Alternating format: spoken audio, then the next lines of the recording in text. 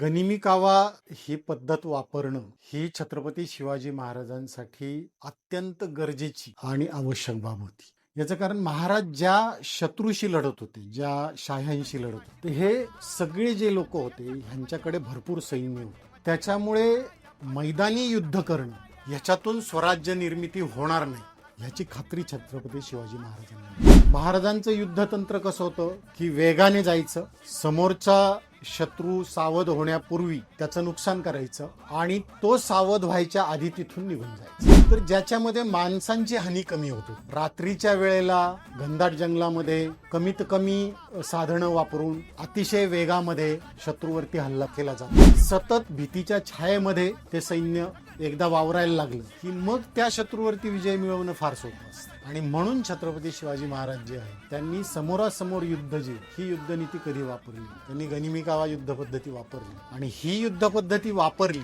त्यामुळे त्यांना अतिशय कमी वेळेमध्ये स्वराज्य निर्माण करता